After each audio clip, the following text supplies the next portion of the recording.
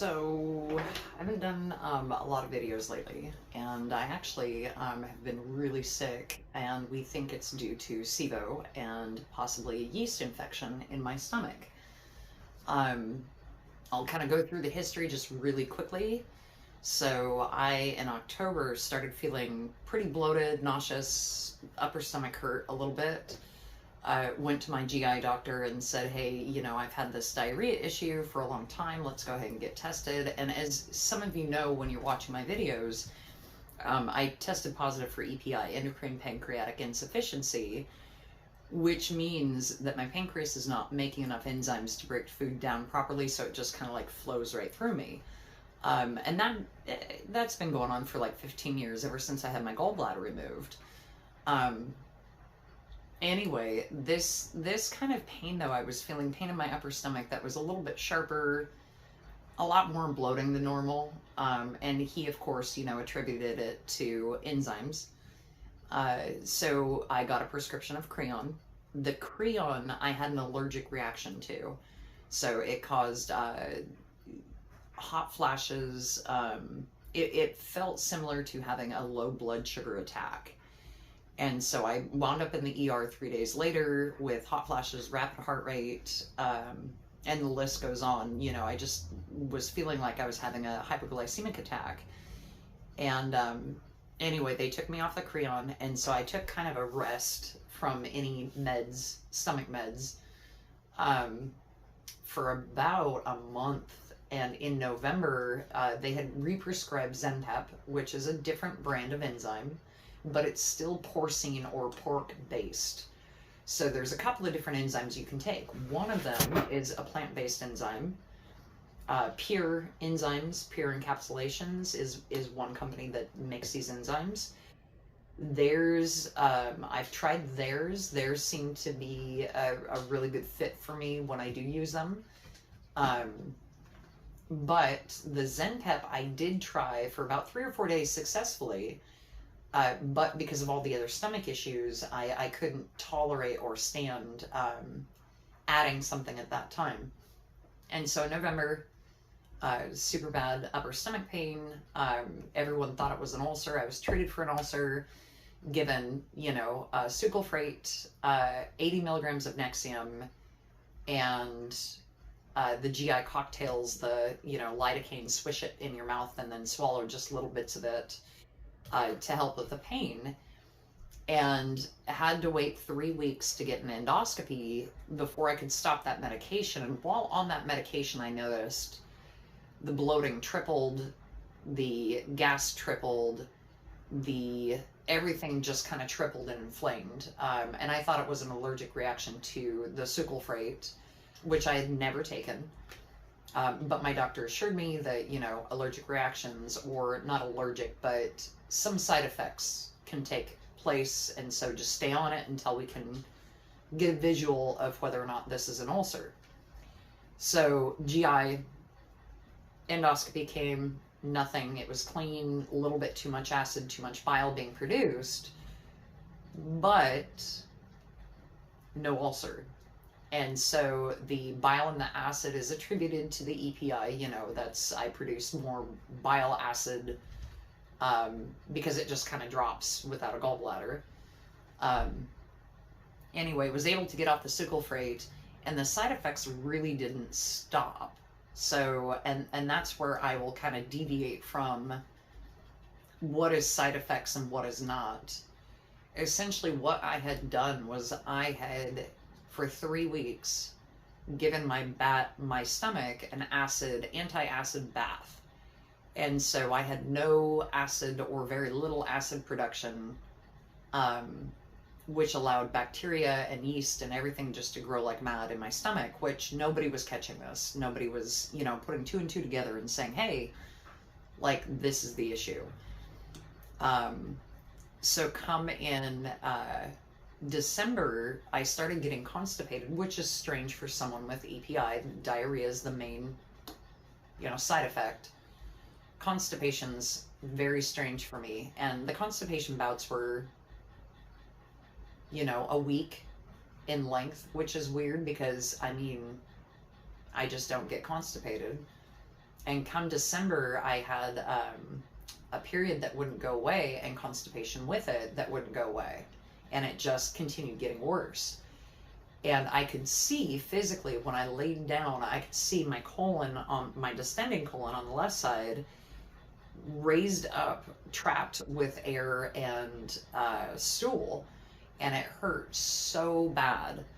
But again, I was reassured that this is an IBS, there's no way this was IBS, that this was IBS, that my stomach was just, adjusting to the meds, the sucralfate, getting off the sucralfate, and that this is stress.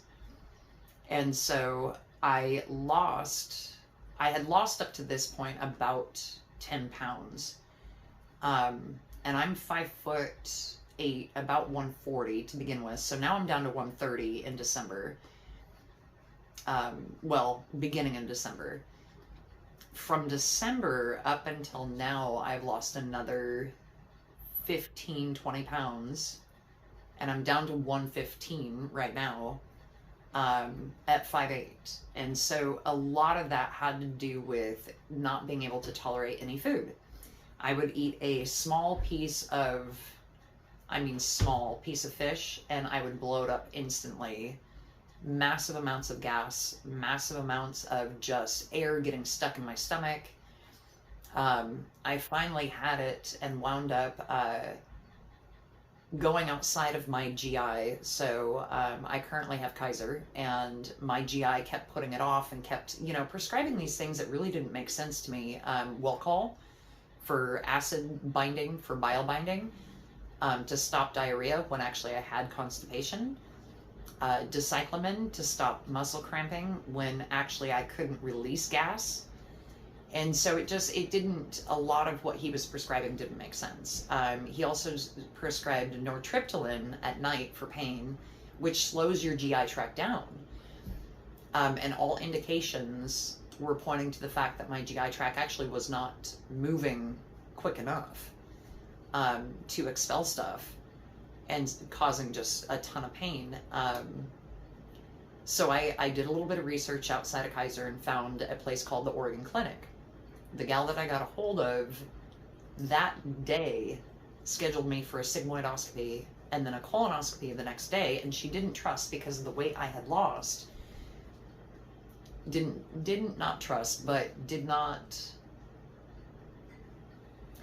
want to be, and sorry, my clock's gonna chime here in a minute, didn't want to be a liability, because of having to do a colon prep and having to do it at home with all the weight loss and, not being able to intake much. So she admitted me to Providence, and I was there for 3 days at the hospital. They did find that the colonoscopy was clean, the sigmoidoscopy was clean, they did do an MRI, it was clean, aside from having just massive amounts of air in my stomach with nothing there, everything came back okay. Well, the thing that they found, though, was that they were right. I was suffering from gastroparesis, which is a very slow-moving stomach. And so my stomach literally has shut down throughout all of this, because it's not getting fed, and it's inundated by something. And they had me test for SIBO. However, the problem is the SIBO tests sometimes take 2 weeks. So here I am at 115, waiting 2 more weeks, not able to tolerate any food. I did my research on SIBO. The methane-induced SIBO matched with my symptoms to the T. And so I went to a naturopath who I'm now working with. And actually, I started doing a lot of shopping online, doing the telehealth, because getting a prescription for rifaximin, which is the main bacterial killer, was going to be, kind of a tough ride to get, because it's pretty expensive, and Kaiser does not cover that. So I did the telehealth and got that medication on board first last Sunday. went and saw my GP at Kaiser, who finally got on board with getting some kind of treatment, you know, whether it be for SIBO, whether it be for, and she researched SIBO and she did say, this matches to the T, let's go ahead and start treatment, because you are to the point where not doing anything is actually harming you more than trying something. So we got on neomycin as well, which, you know, just doubles up with the rifaximin and helps kill off methane-induced SIBO, because I have an excessive amount of gas. Started that on Wednesday. I have heard, and I've been told by my naturopath, that there's this die-off period of junk that happens. Well, I also started on Monday of last week the elemental diet, because I was not tolerating any foods. I needed something to sustain me, and short from being on an NG tube or IV feedings, which they did discuss that at Providence, although that's like worst case scenario, wants you to be pretty much passed out, and then they'll finally do that. That's the one thing I will say that I found hard, finding a hospital that is responsive right now during COVID, because COVID has kind of changed the way that we deal in the healthcare world. I realize this is a functioning issue and not mechanical, and this is my cat. Functioning meaning like it's in my gut and part of the functioning of the gut, and not mechanical, so that the GIs don't really know what to do when they can't see a mechanical issue and just fix it. And so functional doctors, I'm going to tell you this right off the bat, functional doctors like a naturopath would be the best thing to find if you feel like gas, bloating, intolerances to food or foods, these kinds of things are bothering you. See a naturopath first, and especially a naturopath who specializes in the gut area, a naturopath who is both licensed and can be your GP as well as a naturopath, because they can prescribe antibiotics. They can do the Western medicine thing and the naturopathic thing and put the two together and have the best of both worlds. So go find yourself a functioning doctor if you think that you have SIBO. The elemental diet literally has saved my life. So on Monday, I started this, Monday afternoon, up until yesterday. Yesterday, 2 days ago, I started noticing that my throat was really dry. I couldn't produce saliva. I thought it was just, you know, part of being on a liquid diet, because you're not producing, you know, the same kind of saliva and stuff, spit. And it was not. It's actually, I have thrush in my throat, and now a yeast infection, so Cándida, I don't even know how to say that. It's a yeast infection in the gut. So now I'm on antifungals for that, as well as SIBO. So I've got 2 in 1.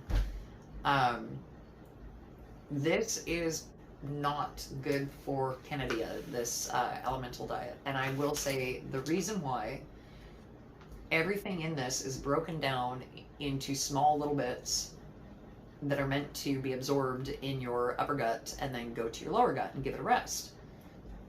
The problem is there are 23 grams of sugar in this, and your sugar can actually spike due to this drink. The sugar is broken down in such a fine way that the SIBO, it really does not bother SIBO. So it's used for Crohn's, ulcerative colitis, SIBO very successfully. The problem with Cándida, though, is that the yeast will feed off of the sugar, and I don't, in my gut currently, because it's come up as thrush, I think it's in my upper gut and in my lower gut as well, of course, you know, it's everywhere.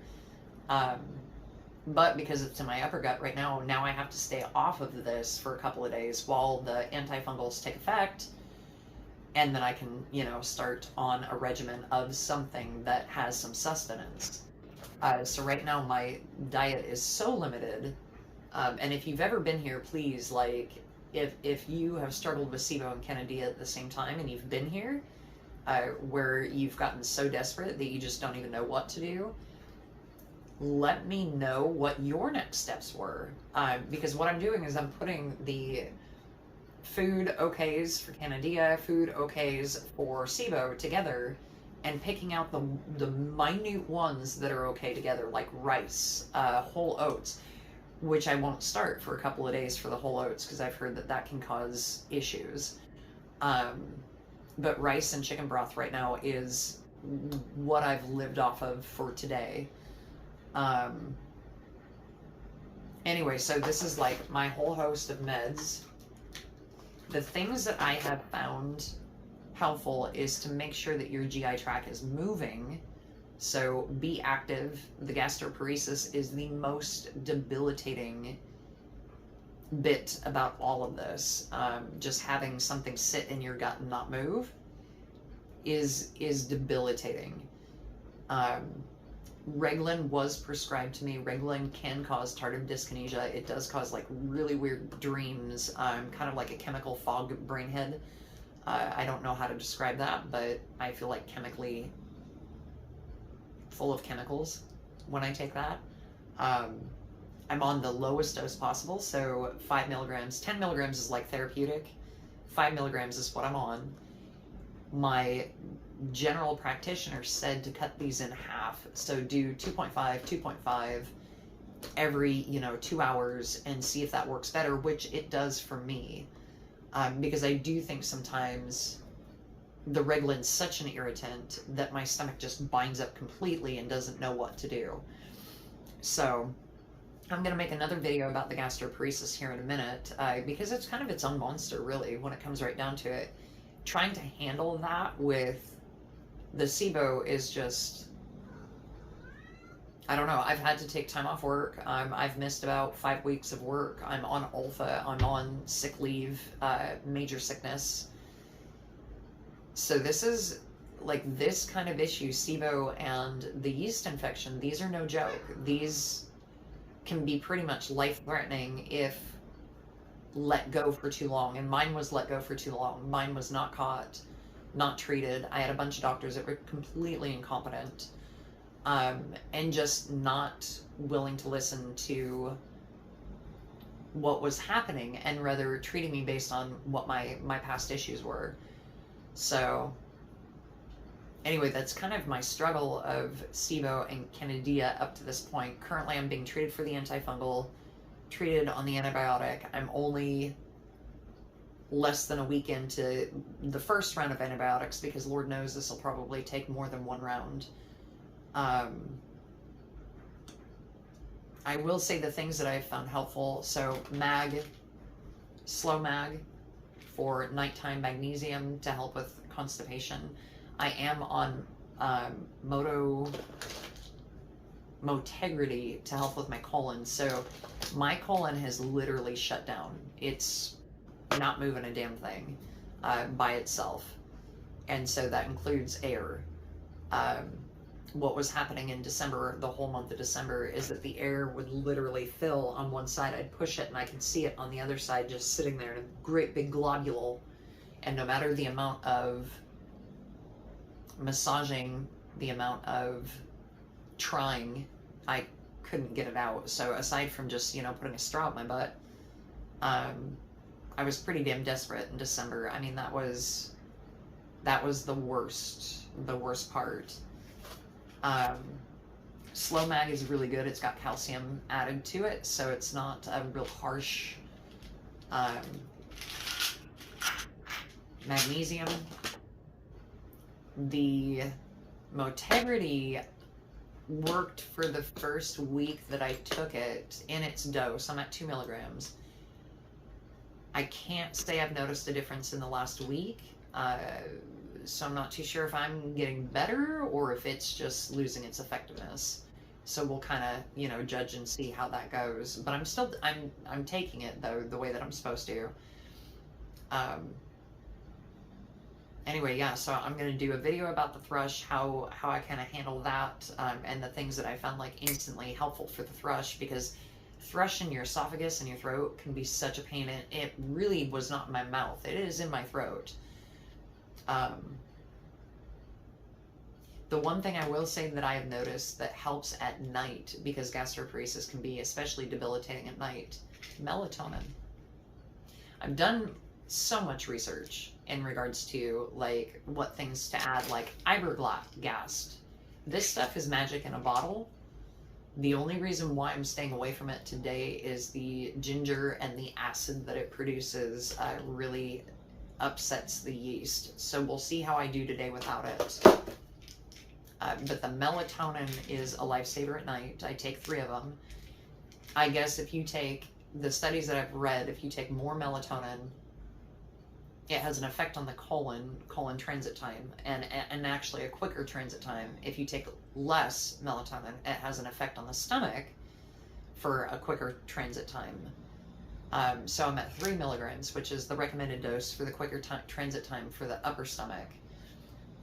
Because I'm kind of scared actually to try to up the dosage too much to where it's like helping the colon, because I have the slow mag and the motegrity, something else to help with that. So hence that. Yeah, and for the thrush, well, again, I'll do another video on the thrush. So that is the SIBO issue that I'm going through right now. If you have any advice to give, if you've been through SIBO, this is my SIBO hell. I have thought many times that this is going to kill me. And many times I've just wanted to give up and just stop eating and stop drinking and stop everything. Because there was a couple of times where like drinking water would blow me. So much so that I just was throwing up water, you know? So anyway, this is bad. It can get really, really, really, really bad. And so if you, back in October, I was treated for SIBO with 1 round of antibiotics because there was a doctor that said, hey, let's go ahead and, you know, shoot for the sky and see what happens. I felt better after about 2 or 3 days, but then started feeling worse after that. And I didn't realize that antibiotic could have been not enough for my case. And that's exactly what happened. That antibiotic was not effective enough. And I should have been on rifaximin and neomycin. I should have been on the big hitters to begin with. That just kick-started the treatment. But of course, not knowing and not being able to get into a GI and not getting the colonoscopy, the sigmoidoscopy, knowing about the gastroparesis, not knowing all these things made me wait and think, you know, okay, so if that didn't work, maybe it's something else. If something's working and if it feels right and if you know it's right and it stops working later, hold on to that and investigate that. Because not fixing the problem, waiting for it to get to this point where your colon's not working, where your body is not responding to signals, is not a good thing. You don't want to be here. All right, I'll make another video about the gastroparesis and the thrush.